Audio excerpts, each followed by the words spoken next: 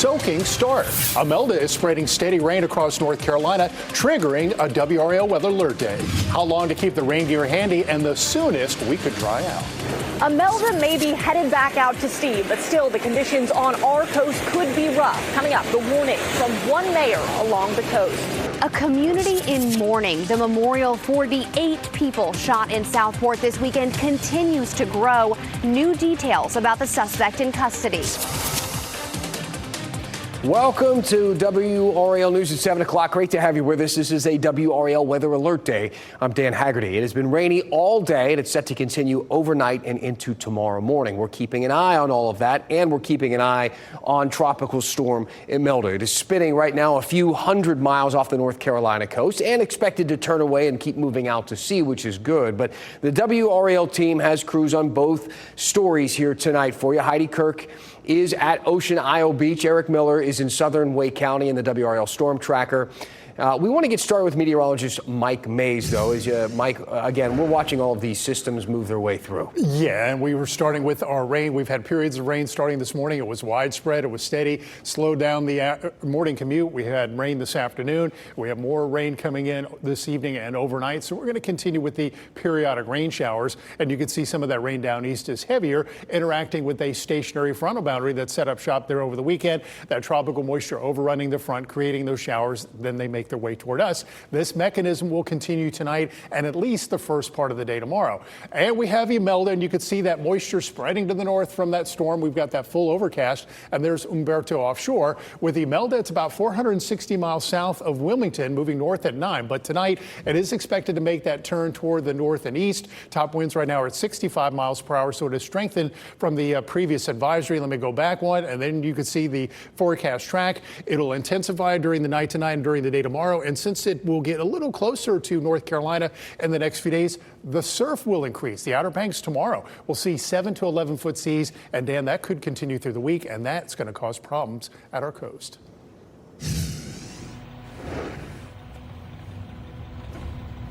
I'm Eric Miller in the WRAL Storm Tracker. Right now, we are out in southern Wake County. In fact, we just made the turn from Lake Wheeler Road onto 401 South as we're tracking the conditions that these farthest out bands of Hurricane Imelda are causing for us here in our region. If you've been out on the roads today, this is going to be a very familiar scene. This is the kind of conditions we have been seeing all afternoon. There's dampness out there, a little bit of ponding in some places along the shoulders. Things certainly wet, but no torrential rain at this point this evening. You can see the windshield wipers here in the WRAL Storm Tracker not having to work particularly hard at this point in the evening. Traffic so far relatively light. We've just made our way across the line into Fuquay Arena here. You can see actually a few more folks on the northbound side than the southbound side here. Of course, we're going to keep our eyes on conditions here, let you know what we're seeing out on the roads. In Fuquay Arena, Eric Miller, WRAL News. All right, Eric, this is Brian Schrader in the WRAL Live Center. Let's take a look at what conditions are like along the North Carolina coast right now, including in Wilmington with that live traffic camera out at 140 and 421. They've been dealing with rain all day there, some gusty winds, but thankfully we haven't had too many reports of problems. Highway 12 along the Outer Banks is in pretty good shape. We do have some pretty remarkable video of a water spout off the coast at Emerald Isle this afternoon off of the Carteret County beaches there. They have the red flags flying. The big issue, of course, the high surf that'll likely be with us for the rest of the week. I did check on power outages just a few minutes ago, and thankfully nothing significant along the North Carolina coast. All right, that sounds pretty good. Thank you to Brian. But again, Tropical Storm Imelda is going to be dangerous for parts of the North Carolina coast. It's not forecasted again to make landfall or anything like that. But some of those outer bands will bring rain and wind, and rip currents will be a problem there too. WRAL's Heidi Kirk is live at Ocean Isle Beach for us tonight. Heidi, give us an idea. Bring us up to speed. How are the conditions out there now?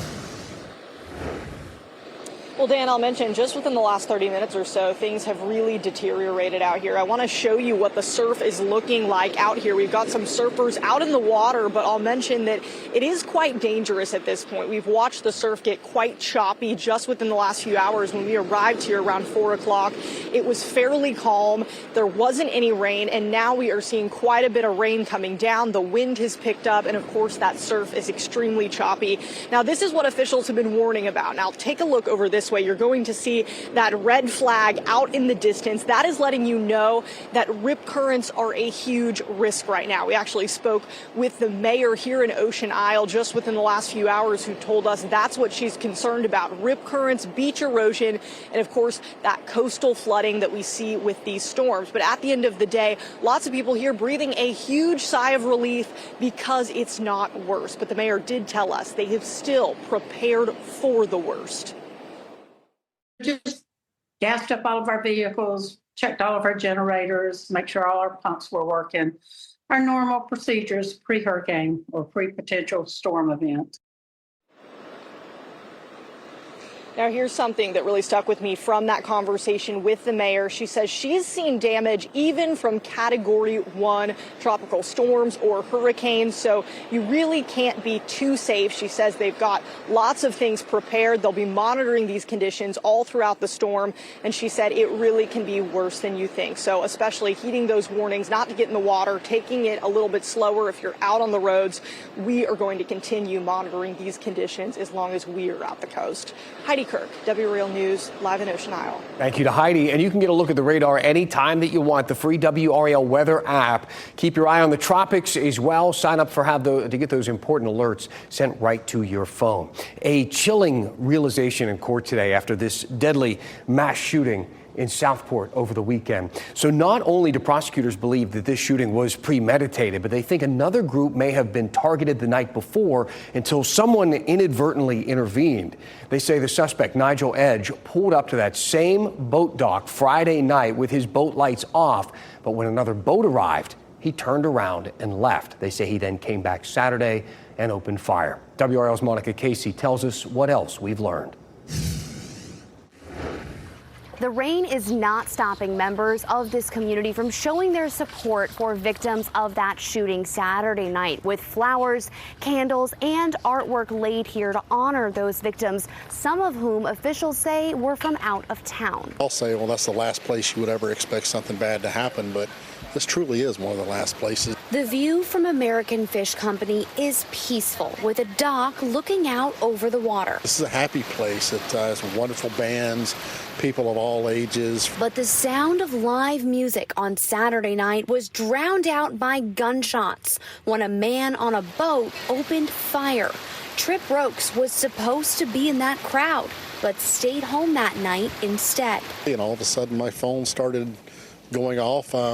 Most of my friends and family thought that I was here. I was really hoping that my parents weren't there. David Norton's family also goes to American Fish Company frequently. While he says the shooting is shocking, the outpouring of support isn't. Everybody's friends and family, and everybody supports each other here. And 8 people were shot, 3 are dead, and 5 still hospitalized. Nigel Edge was arrested that same night, given no bond during his first appearance today. Prosecutors say Edge suffers from significant mental health issues. During his press conference, we asked Governor Stein about the crime bill currently on his desk.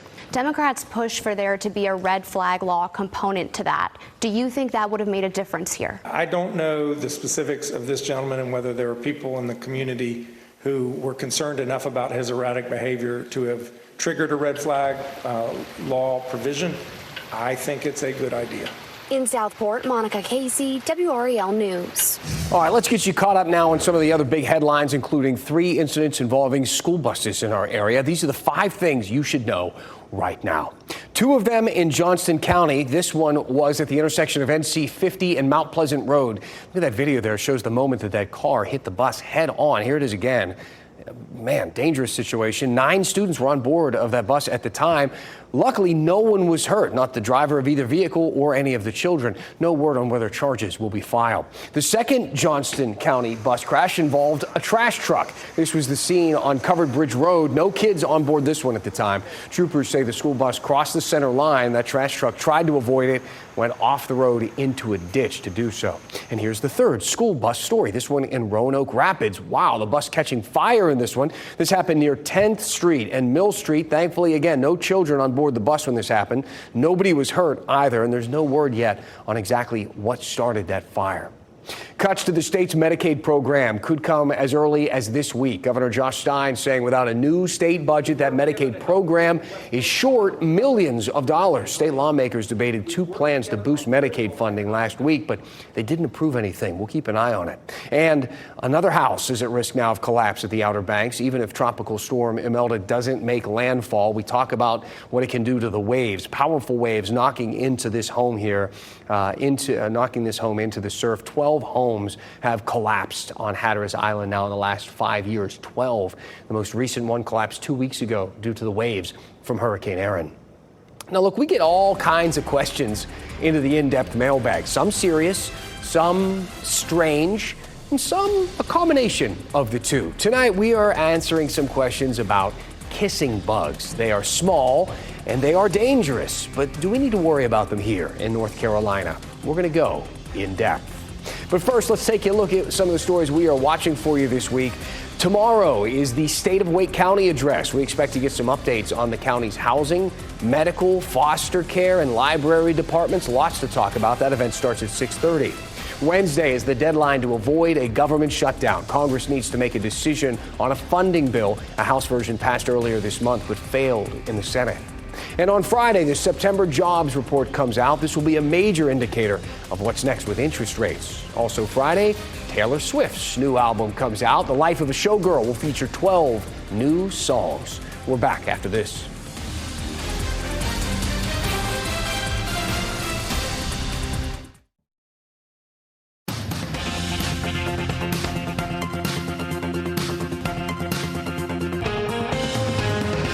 Hey, all right, the in-depth mailbag is back on this Monday evening. We got so many messages over the past few weeks talking about everything from garbage to late night TV. Some of you seem to think those things are one and the same.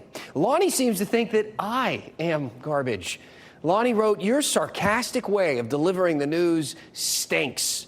Listen, Lonnie, I get it, all right? The way we do things here at 7 o'clock, it's not for everybody, and I can respect that. That said, it does sound like a lot of people are becoming fans. Rob said, "Thank you for doing more than just reading a teleprompter." And Nick said, "I've been agreeing with you since forever." Now, look, Nick, it's nice that you and I agree on a bunch of stuff, but this segment isn't really about agreeing or disagreeing or anything like that. It's about challenging our views, right? Allowing curiosity and some new information to help you see the world through maybe a different perspective. And with that said, let's go to a question from a viewer named Billy Bob. He said, "Why are kissing bugs coming up all of a sudden?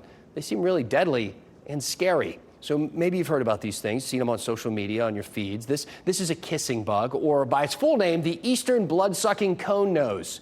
It's about the size of a penny, a little bigger, and it's true, these guys can be deadly and therefore scary. They can transmit a disease with symptoms that range from fever to an enlarged heart to death. So yeah, scary. Now, you might think you know where I'm going with this, that it's a kissing bug. It transmits a disease. Obviously, the bugs do this by biting you, but you would be wrong. Yes, kissing bugs do bite. That's how they eat. They drink blood, but their bite doesn't transmit the disease. Their poop does. Yes, toxic, potentially deadly bug poop. The disease in the dookie is called Chagas disease. It's a huge problem in Central and South America. An estimated 10,000 people die from Chagas disease every year. And earlier this month, the CDC declared the disease an endemic in the United States, which basically means that it occurs regularly. Now, the thing is, only a handful of states have ever even confirmed a single case in people. Here's the map. 29 cases between 2000 and 2018. And you'll notice that not one of them took place in North Carolina. Now, there are a lot of Chagas cases, not in people, but in animals. Why is that? Well, back to the bug poop. You see, kissing bugs only come out at night, and then they hang out in the woods, typically near raccoon, rat, or possum habitats. They feed on those animals, and, after they do that, nature takes its course. And since the bugs live where the animals live, sometimes that poop gets onto the animals, and those animals then catch Chagas disease. I know I'm saying poop a lot, all right? Just bear with me. So that explains why the disease kind of rarely pops up in people in the United States. Most people aren't hanging out near a rat habitat. But why are people in Central and South America then dying from this disease? And it goes back again to the bug poop. The type of kissing bugs that live in that part of the world, they go to the bathroom while they eat. Yes, these bugs are deadly scary and super gross. When the bug bites people, people then scratch that bite. The feces gets on their fingers, and then you know what happens next. We touch stuff and we rub our eyes and all that sort of thing. Now, I heard from an entomologist at NC State. He says this is why, if you ever do see a kissing bug, not to smush it. You certainly don't want to smash one, because then you're potentially spreading pathogen around. The more intact you can keep it and the less handling of it you can do, the better. I've been a professional entomologist in North Carolina for 29 years, and I've seen 3 of them, and all of them were in insect traps.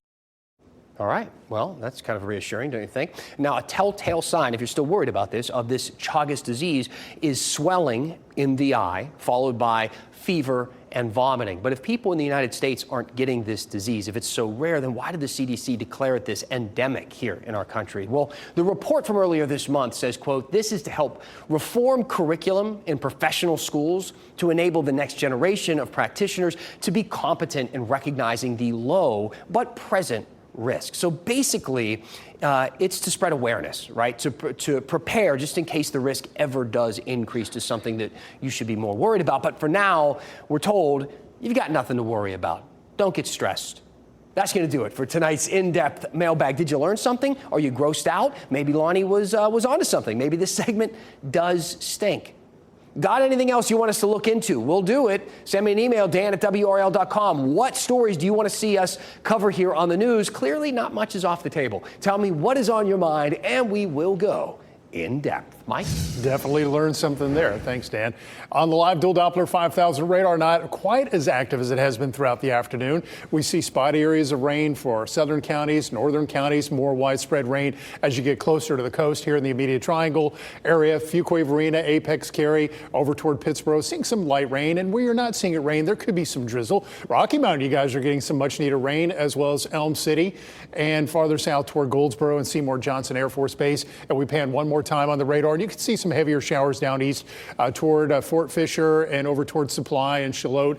All this activity is making its way to the west and northwest. And we'll have periods of rain on and off throughout the night, and we're likely to wake up to that in the morning. Now, down east at the coast, they had moderate to high rip current risk today. This is the today map. I'll have the tomorrow map coming up tonight at 10 on Fox 15, 11 on WRAL. I already know what the forecast is. They'll have high rip current threats throughout the day at the coast tomorrow. 4 to 6 foot seas at the southern coast tomorrow. They were 3 to 5 today, so they increase tomorrow because the wind field will be increasing with Imelda. It will gain intensity. And then tomorrow at the Outer Banks, 7 to 11 foot seas and high rip current risks. Those big seas will likely stay through the week. So day after day of pounding seas along the Outer Banks. It'll be beach erosion, perhaps overwash. Those homes on Rodanthe, we're going to have to watch them all week to see if they can make their way through those heavy seas through the week. And finally, by the weekend, they'll gradually subside. 69 right now at RDU. The dew point is 67. We had 70 for the high at the airport. 71 right now in Fayetteville. Notice how high the dew points are. The dew points will drop later this week down into the 40s and 50s.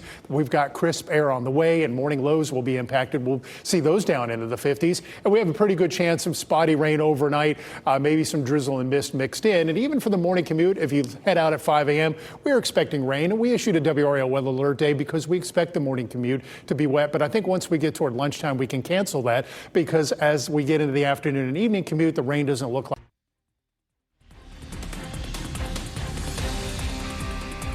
One last thing, Marbles Kids Museum is all grown up. Today marks 18 years since the museum first opened in downtown Raleigh. Some pictures here from over the years. Look at that. You can see at one point they even have a little storm tracker, WRAL storm tracker there for the kids. We heard from one of the people who's been working at that museum since the very beginning. We really built Marbles. So over a month, it was closed down and everybody was painting and building and, putting so much effort into this gym we wanted to have in downtown Raleigh. And man, they built one. Marbles has hosted countless camps and parties, upgraded its exhibits, and expanded its space next door. Another expansion is actually on the way. They're building Upward, a $6 million two-story expansion called Futuropolis. our community is growing. We want to see what jobs are out there to inspire our kids. And so Futuropolis is on its way. So, whatever the future holds for our area, we will continue to grow and support it in the best way that we can.